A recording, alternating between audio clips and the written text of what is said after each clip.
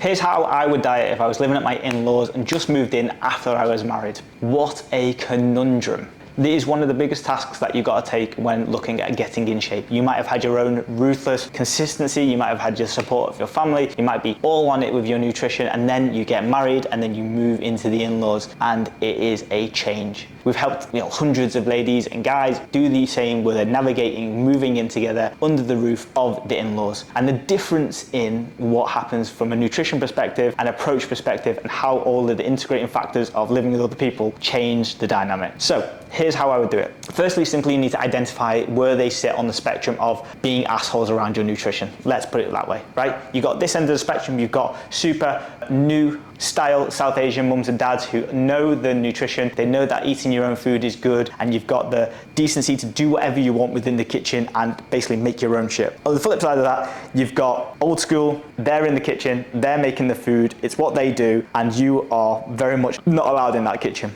Now, you're not going to change them. Facts, but you are going to change yourself because there is no scenario that you can't get an outcome that you want. You just have to find different strategies. So we have people on either end of the spectrum when it comes to this. So these people over here find it really easy. They're the people that can make their own foods, fall back into the same patterns, and they can do what they need to do without hesitation, without resistance, without fighting in the kitchen around what's being cooked and how it's being cooked, and feeling subdued. On this side of the coin, you've got a lot of people that end up being subdued to doing what other people think. The thought process of mumsy-in-law wanting you to eat this certain foods, cooking this foods, and finding it very, very resistant to create change, even get in the kitchen to make your own food, find your own little space in the fridge or freezer, not even existent because they don't understand. So these people over here, we don't even need to worry about because it won't even change how they think, view food, it will just be them doing their own thing. Now this side is where most people end up falling short. I can't tell you how to navigate this. I can just tell you how I would do it and also how I've helped clients do this over the last 10 years. We have to understand what their dynamics are. We have to understand what their expectations of you are and what the confines of the household is. If they want you out of the kitchen, not making your own stuff, that's okay. You either have that conversation and that communication that you think this is super important to you, and they either listen or they don't. But let's say, for example, you don't want to have that conversation because you're new into the house and you don't know what to do. You'll feel like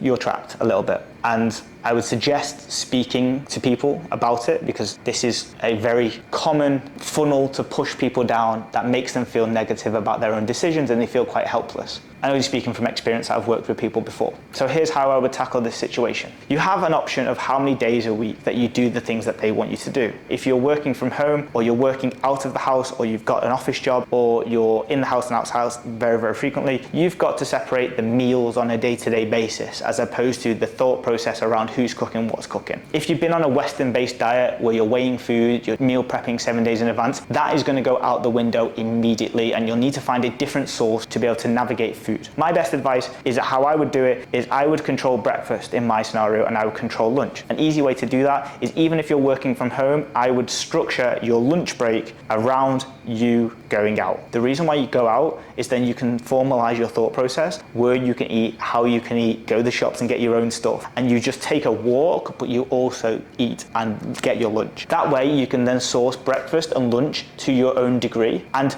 after that, evening meal can be with them. If you've watched my page enough, you'll know that we use the 1 plate rule and we navigate food nicely in the evenings to be able to have the foods of family members, in-laws, all those people cooking for us and still stay on our diets to the best of our ability. I also think with these individuals, because of the density of calories, the inability to change of those in-laws, you will need to tweak your expenditure as high as possible. I would ramp your steps from 10 to 15,000 on a day-to-day basis to account for calories that may be consumed by an extra spoonful of this or an extra roti that you don't want or an extra serving of this because they made it on a Tuesday and they want you to have it. Expenditure goes slightly higher to expend for these types of foods. But if you can control 2 meals of the day, you have 1 meal then to navigate around. And that way you can do this. The hardest thing I have to say, and I would navigate in this as best as possible, if you start to exhibit signs and symptoms that you are doing what they want you to do, they will continue to repeat that pattern. You've probably all been in this scenario where you've been on a diet and you say, no, no, no, no, no. As soon as you break, your family members do the the same thing over and over again. They know that you will say yes if you say yes on the 7th time. So they'll ask you 7 times. Whereas if you say no 10 times and they stop asking, they will not ask again. How you react is also how they will react in turn to you. So if you break on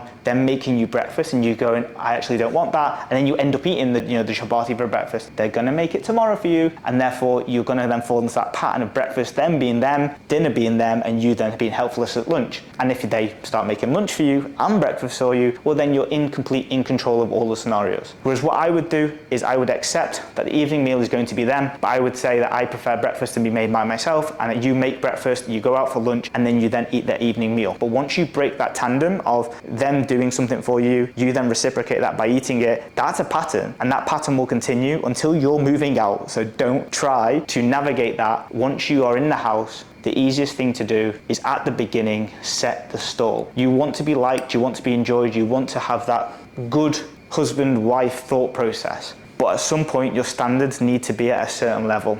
You don't have to make sure that you're weighing every food and demand that you are in the kitchen, because most people won't do that. But you equally can't have any standards that you get walked upon all of the time, every day, and you just become a puppet for what someone else wants for you. So you have to have a mindset that your actions lead to reactions, not your reactions are needing to change or need to conform to people's demands. So I would, in this scenario, make sure that in the breakfast time, you communicate before breakfast even exists in this household that you are going to do A, B, and C. The support of your partner becomes an incredible part. Mum versus wife, mum versus son-in-law becomes an incredible navigation that you will need to have some support from your partner to work through. The communication style and the communication is going to be relatively easy if you work on that, not the in-law. Leave that to the other demands. If you can speak with your partner about what it is that you're going to do and why it's important to you, they will support you in order to make those decisions, and you can have those conversations. Which means that when breakfast comes around and you go, hey, I'm gonna go out for breakfast, or hey, I'm gonna make my own, I've got my bars or I've got my cereal, I don't need anything this morning, you communicate that before it exists, because you know that whatever action you take, there's gonna be a reaction. So you have to forecast this already. We can't go into it unknowingly. So I would go into that scenario and I would prepare breakfast and I would have my own stuff ready, raring to go, small bit of porridge, bit of fruit and yogurt, a bit of toast and eggs if you're gonna make that type of stuff, or a protein bar.